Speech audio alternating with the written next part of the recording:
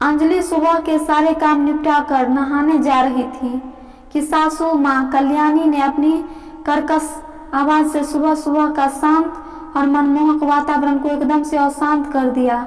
उन्होंने अंजलि को जोर से आवाज लगाया, अंजलि बहू क्या कर रही हो?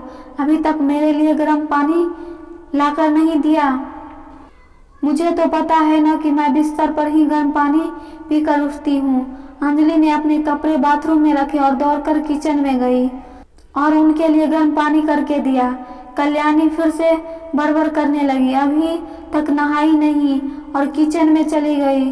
तब अंजलि ने कहा, माँ बस मैं नहाने ही जा रही थी, सुबह से तो काम में ही लगी हूँ। कल्याणी ने अपनी बड़ी बड़ी आंखें निकालते हुए कहा, हाँ तो क्या मुझ पर एहसान कर दिया क्या? तुझे पता नहीं सोकर उठने के बाद घर के काम करने पड़ते हैं तो जल्दी उठना चाहिए ना।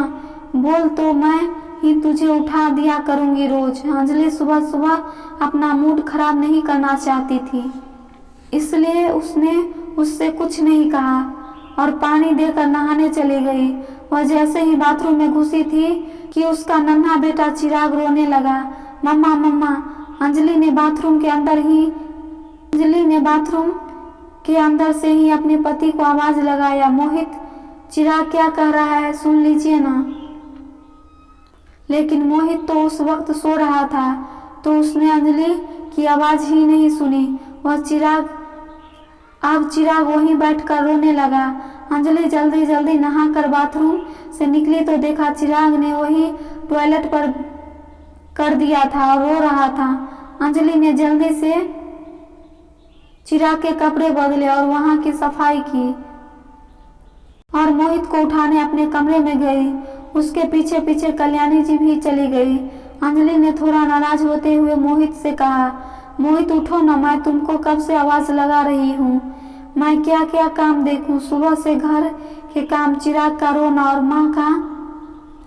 इतना ही कही थी कि कल्याणी जी ने कहा, क्यों उठा रही हो मेरे बेटे को सुबह सुबह? तुझे पता है ना वह दिन भर ऑफिस के काम से थक जाता है, थोड़ा देर तक सो जाएगा तो दिन भर आराम से काम करेगा। तब अंजलि ने पीछे मुड़कर देखा तो कल्याणी जी खड़ी थी। अंजलि ने कहा, माँ आप देख तो रहे हो ना, मैं भी तो सुबह से काम में लगी हुई हूँ। आप तो कम से कम मोहित तो चिराग का ध्यान रख सकते हैं ना। इतना सुनते ही कल्याणी जी अंजलि पर बरस पड़ी। क्या कहा तुमने? क्या मैं चिराग का ध्यान नहीं रखती?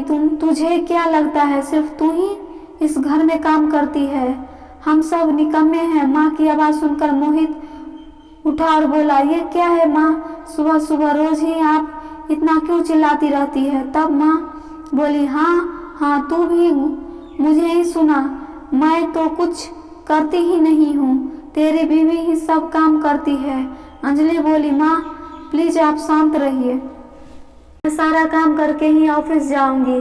कल्याणी जी बोली, देखो तेरी बीवी भी कह रही है कि सिर्फ वही काम करती है, कौन बोलता है इसे ऑफिस जाने के लिए? घर पर ही रहती, आराम फरमाती, किस चीज की कमी है हमारे घर में?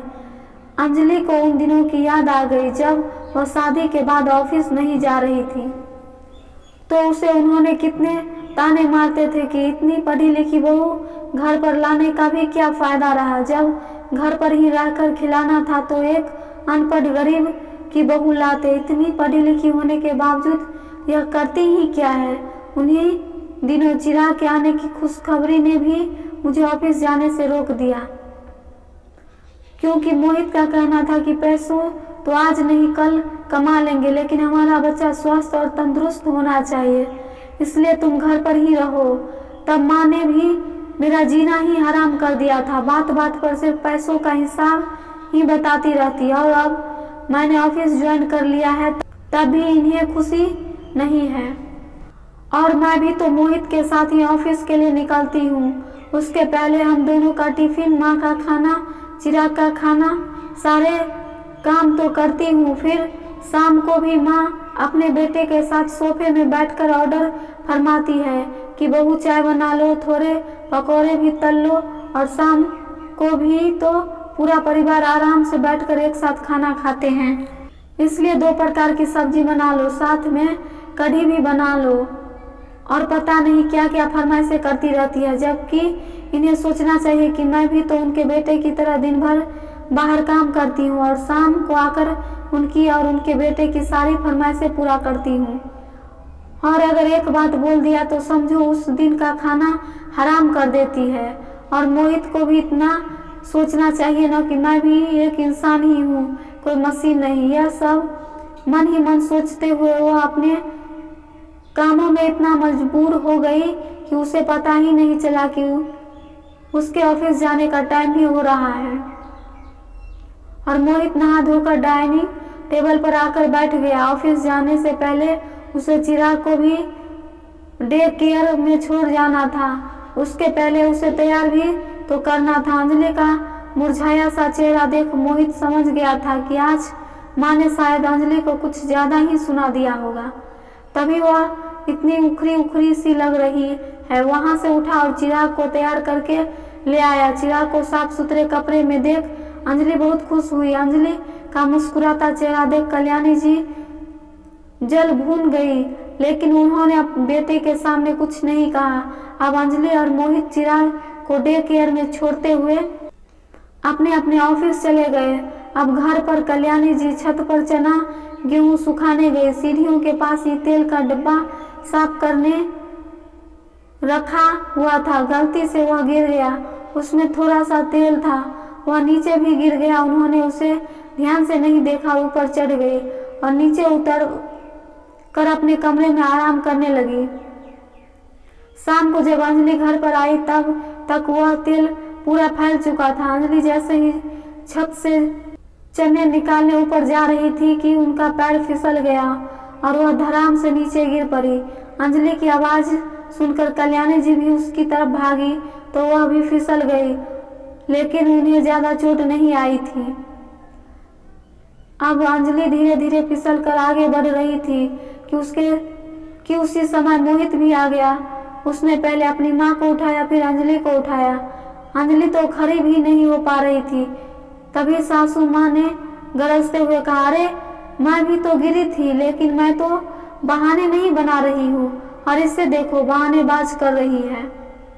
मोहित अपनी माँ को जोर से चिल्लाते हुए कहा, बस माँ बहुत हुआ आपका प्रवचन। अंजलि सच में खड़ी नहीं हो पा रही है, हो सकता है इससे ज्यादा चोट लग गई है।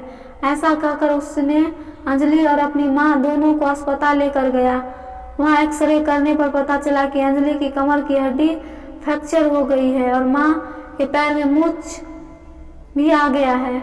वही कल्याणी जी को ज्यादा चोट नहीं आई थी और डॉक्टर ने अंजलि को बेड रेस्ट करने के लिए कह दिया था, इसलिए घर के सारे काम की जिम्मेदारी अब मोहित और उसकी माँ के कंधों पर आ गई।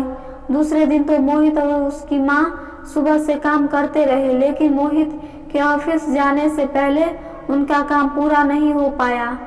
कल्याणी जी मन ही मन उन मनहूस घड़ी को कोस रही थी जब अंजलि फिसल कर गिरी थी। वह मन ही मन कहती, काश अंजलि ठीक रहती तो उन्हें घर के सारे काम नहीं करने पड़ते। अब उन्हें वही काम वाली बाई ममता की याद आ गई, लेकिन अब वे उसे बुलाए भी तो किस मुंह से, क्योंकि उन्होंने ही तो उस पर चोरी का झूठा इल्जाम लगाकर निकाल दिया था, क्योंकि उन्हें काम वाली बाई के रूप में अंजलि जो मिल गई थी। लेकिन अब अंजलि को तो डॉक्टर ने पूरे 1.5 महीने आराम करने के लिए कह दिया है और उनसे तो घर के सारे काम होते नहीं, क्योंकि अंजलि के आने के बाद उन्होंने तो घर का काम करना बंद कर दिया था। मोहित भी दिन भर ऑफिस के काम करके आता तो वह भी थक जाता और जब देखता था कि घर के काम पूरे नहीं हुए तो वह भी चिढ़ा सा हो गया था। अपनी और मोहित की हालत देखकर कल्याणी जी को एहसास हुआ कि वास्तव में मैं कितनी गलती थी। हम दोनों माँ बेटा मिलकर भी न ही अंजलि की तरफ सफाई से काम कर पाते हैं और न ही सारे काम ही पूरे होते हैं। खाने में भी आजकल रूखा सूखा ही खाना पड़ता है। उन्होंने महसूस किया कि अंजलि के साथ साथ धीरे धीरे सभी लोग कमजोर होते जा रहे हैं, क्योंकि उन्हें न तो समय पर खाना मिलता था और न ही सोने को मिलता था। अंजलि को यह सब देखकर बहुत बुरा लग रहा था, लेकिन वह लाचार थी, वह चाहकर भी कुछ नहीं कर पा रही थी। उसके मन में बार बार ममता को फिर से काम पर रखने का विचार आता, लेकिन सासू माँ फिर से गुस्सा न करने लगे, यही डर से वह बोल नहीं पाती थी। लेकिन एक दिन उसने देखा ऑफिस और घर के काम करते करते मोहित को एक दिन बुखार हो गया और वह भी बहुत कमजोर हो गया। तो उसने कहा, मोहित, क्या हम ममता को फिर से काम पर नहीं रख सकते? अगर घर में वह झाड़ू पोछा बर्तन साफ कर देगी तो माँ को सिर्फ खाना बनाना ही पड़ेगा, कपड़े तो वॉशिंग मशीन में धुल ही जाते हैं। मोहित को अंजलि का यह प्रस्ताव बहुत अच्छा लगा। उसने वह बात माँ को बताया तो उन्होंने कहा, हाँ बेटा, मैं भी यही सोच रही थी, लेकिन अंजलि को मौका मिल गया यह कहने के लिए कि मेरे काम नहीं करने से आप दोनों मिलकर भी वह काम नहीं कर सके जो मैं अकेली करती थी। बस इसी डर से मैं कुछ नहीं कह पा रही थी। माँ की बातें सुनकर मोहित ठाका लगाकर हंस पड़ा और बोला, माँ, मैं क्या सुन रहा हूँ? आप और अंजलि से डरने लगी? यह कब हुआ माँ? माँ बोली, अरे धीरे बोलना, यह सुन लेगी। अब मोहित ने अपनी माँ का हाथ अपने हाथ में लेते हुए कहा, नहीं माँ, अंजलि ऐसी लड़की नहीं है। उसने खुद मुझसे ममता को फिर से काम करने के लिए कहा है। बेटे की बातें सुनकर माँ को अपनी गलती का एहसास हुआ, वह कितनी गलत थी। उन्होंने अपने बेटे से माफ़ी मांगा और अंजलि के पास जाकर भी अपने हाथ जोड़कर माफ़ी मांगने लगी। तब अंजलि ने कहा, माँ, आप क्या कर रही है? अगर आपने मुझे डांट कर यह सारे काम नहीं सिखाए होते तो मैं तो कुछ भी नहीं कर पाती, और आपने मुझे सिखाने के लिए ही तो यह सब किया ना। आप मुझसे माफ़ी मत मांगिए। कल्याणी जी ने कहा, बहू, वास्तव में मैं बहुत भाग्यशाली हूँ जो तुम जैसी बहू मिली। लेकिन बहू, तुमने ममता को बुलाने का प्रस्ताव तो सुझाया, लेकिन क्या वह इतने अपमान सहने के बाद भी आएगी? अंजलि बोली, माँ, उसे बुलाने आप नहीं मोहित जाएंगे और उसे सिर्फ इतना कहेंगे कि अंजलि का एक्सीडेंट हो गया है, बस। फिर आगे क्या करना है आप मुझ पर छोड़ दीजिए। मोहित को भी अंजलि की बात सही लगी, इसलिए वह ममता के घर जाकर बस इतना बोला, चाची, अंजलि का एक्सीडेंट हो गया है और उसने आपको बुलाया है। अंजलि की खबर सुनकर ममता दौड़ी दौड़ी अंजलि के घर आई तो देखा वास्तव में अंजलि के पैर में प्लास्टर है और वह बिस्तर पर आराम कर रही है।